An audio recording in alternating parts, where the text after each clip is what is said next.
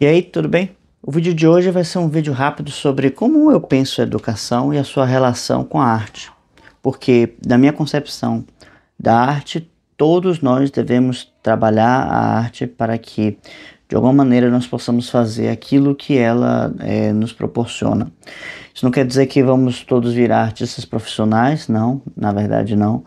Pelo contrário, mas vamos saber fazer duas coisas que os artistas fazem saber muito bem, que é qualificar as suas emoções, né?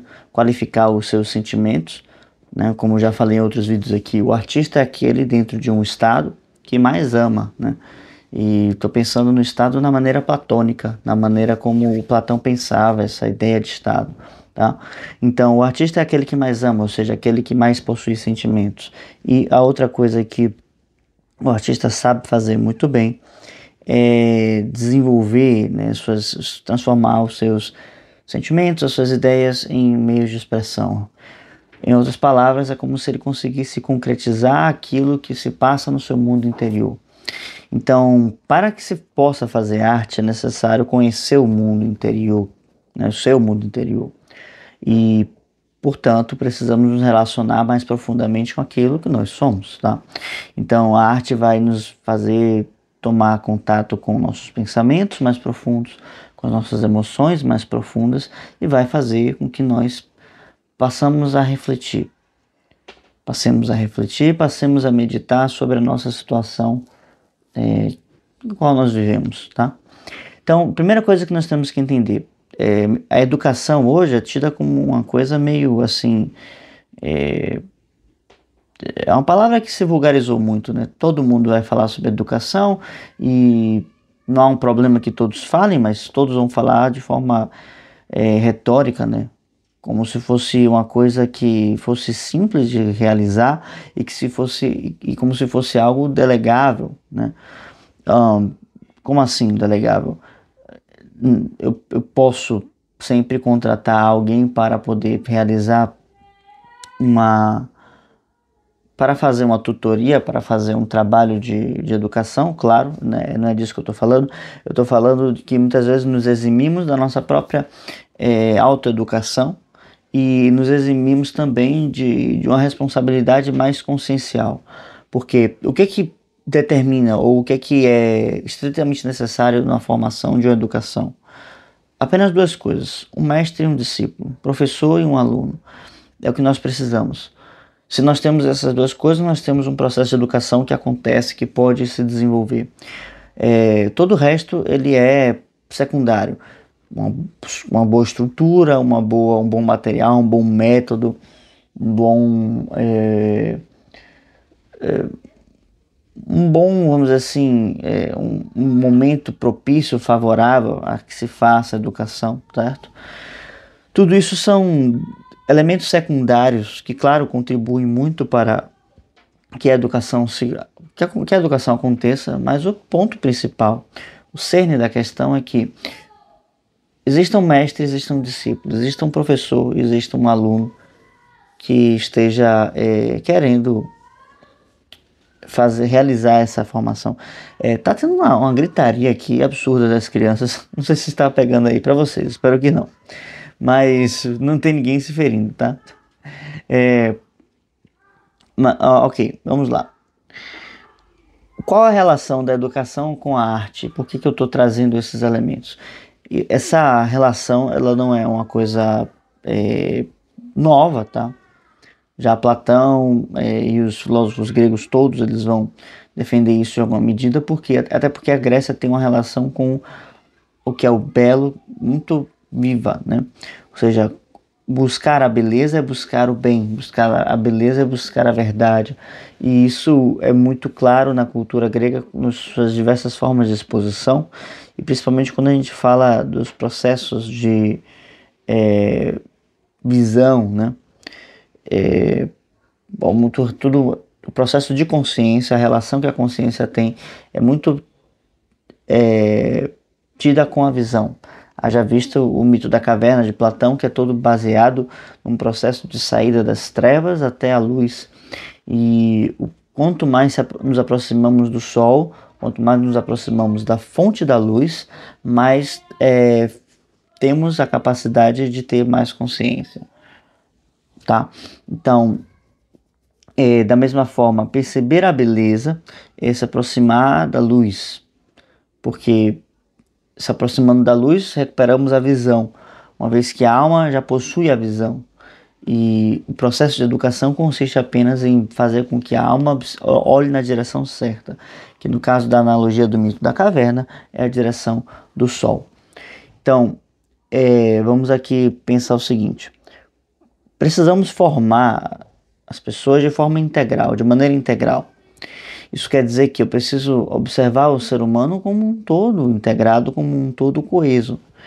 Eu tenho então os aspectos técnicos e técnicos que se relacionam com o corpo, né? Meu corpo ele precisa de atividade, ele precisa estar bem, ser bem manejado, bem dominado.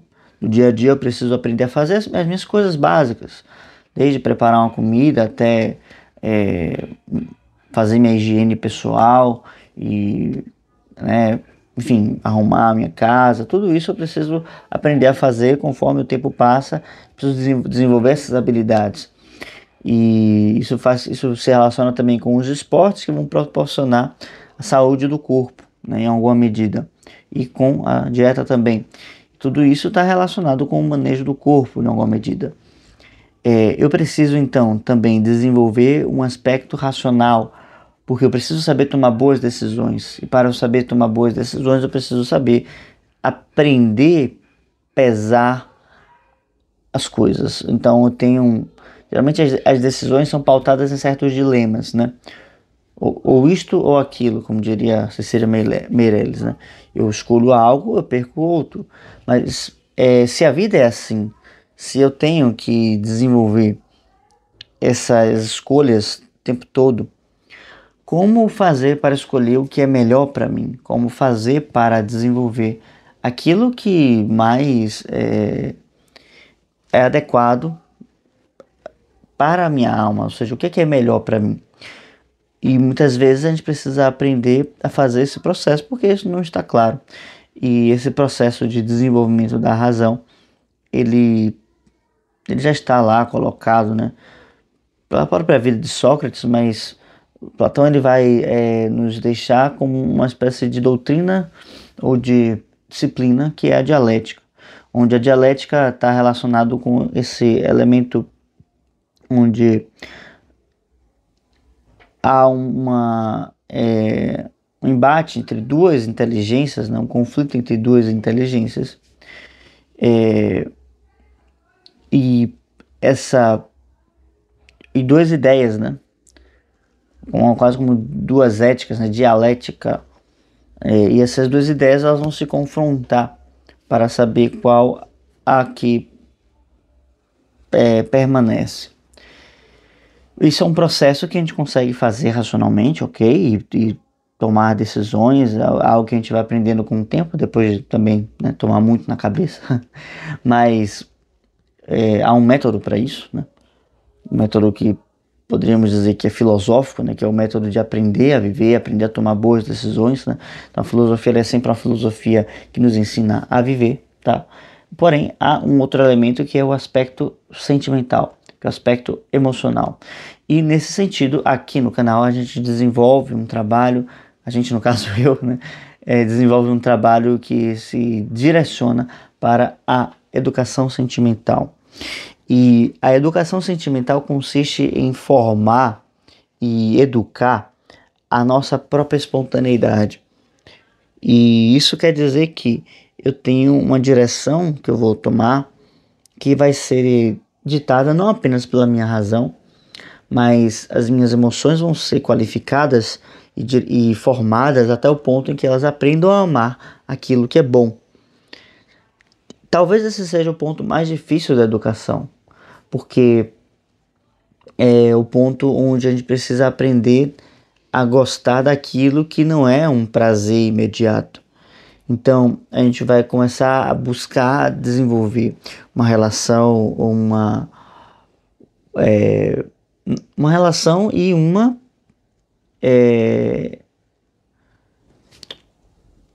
aproximação aos elementos elevados da alma humana, que são as virtudes. Então, na medida em que a gente vai se relacionando com aquilo que nós temos de melhor, que são as virtudes, a gente vai, então, percebendo que o prazer verdadeiro, ele acontece naquilo que é transcendente, naquilo que é duradouro, naquilo que, a princípio, não dá prazer nenhum, tá? Platão vai falar na República, né, que a gente não conhece o prazer verdadeiro, porque o que conhecemos é uma cessação da dor, tá? Vamos dizer assim. Então nós vivemos de forma dolorida, né? Com dores e tudo, e temos um momento em que essa dor cessa, e porque a gente está distraído com alguma coisa, está, sei lá, tendo um momento agradável, ou né, comendo, dormindo, enfim. E a gente relaciona esse momento de não acesso à dor, ou de não estar com dor, com um processo de prazer. E isso não é verdade. Então, segundo Platão, o processo de entender o prazer é chegar a uma instância alta, onde a consciência vai conseguir olhar o mundo ao seu redor, para além das nuvens. Ele fala da consciência como esse aspecto que consegue se elevar para cima das montanhas. E acima das montanhas, a neblina, ela dispersa, ela não é tão forte como é em sua base, né, nos andares menores, vamos dizer assim. Esse processo, então, de ascensão da consciência, ele vai se dar quando se descobre o que é o prazer da alma, que é justamente a razão, a virtude, a busca por aquilo que é elevado. E a gente só consegue isso quando a gente aprende a amar aquilo que é bom. E na formação da arte, na formação através da literatura, a gente tem aspectos que buscam exemplos, principalmente nos heróis antigos, de como ser mais corajoso e como amar a coragem, né? Esse é o grande exemplo, por exemplo, de Aquiles, né? Que depois o Alexandre o Grande vai imitá-lo, né? E Aquiles começa como aquele guerreiro absurdamente irado, né? E com uma força terrível, e vai ter de dominar esta força, né? E Ulisses, né, o Odisseu, vai também ser um guerreiro também com uma cólera profunda, mas que tem como uma grande força para dominar essa cólera, não a transmutação da cólera em coragem, mas sim o direcionamento dela através da inteligência, que é um outro aspecto também importante de ser desenvolvido por nós. E o Odisseu, ele é esse ser astucioso, né, que aplica golpes, né, que é um tremendo trapaceiro, e depois aprende a ser a colocar a sua inteligência para construir sua própria forma de vida, né? Ele vai retificando sua trajetória ao longo da sua jornada, né? Retificando a sua conduta ao longo da sua jornada, e vai se tornando em um ser mais puro, mais coerente com suas ações. E aqui e ali nós temos diversos outros exemplos, né, como Hércules, que fala, por exemplo, do orgulho, né, como Teseu, que vai ter uma relação profunda também com o amor, e como muitas vezes nos distanciamos desse amor, né, quase como um amor sabedoria. Quanto mais nos próximos do amor, mais próximos do que é sábio, do que é bom, do que é justo, né? Enfim, todos esses elementos que chamam a nossa alma com alguma emoção profunda, e que também está nos chamando a viver um valor de uma vida plena, que é uma vida que atingiu a conformidade entre princípios e finalidades, né? E onde os meios eles justificam os fins, né? Porque ao contrário, porque a gente às vezes pensa, então os fins não justificam os meios. Justamente nesse processo de alinhamento, você vai vivendo uma vida coerente, de maneira que os meios conseguem estar alinhados com os fins. Então, fins éticos vão ter meios éticos e princípios éticos por sua vez. E isso é conquistado através do momento em que a gente não só entende o que é o bom, mas aprende a amar o que é o bom. Porque do contrário, para só entender o que é o bom não basta, tá? A gente vai ficar vivendo lá como o próprio Platão vai trazer na República mais uma vez, né? O Trasímaco, que ele trata de que o problema que as pessoas enxergam não é serem injustas, mas em que elas sejam descobertas em serem injustas. Ou seja, posso passar a vida toda enganando todo mundo, ainda que todo mundo saiba que está sendo enganado, mas se ninguém tem uma prova, eu sou um exímio, né, mentiroso. Então eu sou tido como em alta conta, né, assim, pelas pessoas. Isso é assim, eu vejo até hoje, né? Parece que está impregnado essa maldade, esse elemento rasteiro, essa mendicância dentro da alma humana, e a gente precisa expurgar esses elementos. Então vamos aprender a amar o bem, a verdade, a justiça, a beleza, através da arte que vai nos trazer esses elementos não simplesmente como conceitos, mas como personagens vivos que nos mostram as consequências exatas ou aproximadas desses elementos, tá bom? Então, eu falei da beleza, né? Vamos aprender a amar a beleza, mas precisamos saber também o que é a beleza. E por isso eu vou deixar um convite para você conhecer o meu Clube do Livro aqui na descrição, tá? Caso se interesse, entre em contato aí conosco, chama a gente lá no WhatsApp e a gente vai esclarecer as suas dúvidas, caso tenha. Mas acho que por hoje basta sobre esse assunto. Caso você queira saber mais, posso falar muito mais sobre isso, dá muitas páginas assim. E aí deixa uma mensagem aqui nos comentários caso você queira que eu fale mais sobre esse assunto, tá bem? Caso você tenha chegado até aqui, muito obrigado pela sua atenção. Se inscreva no canal, deixa um like no vídeo e até a próxima.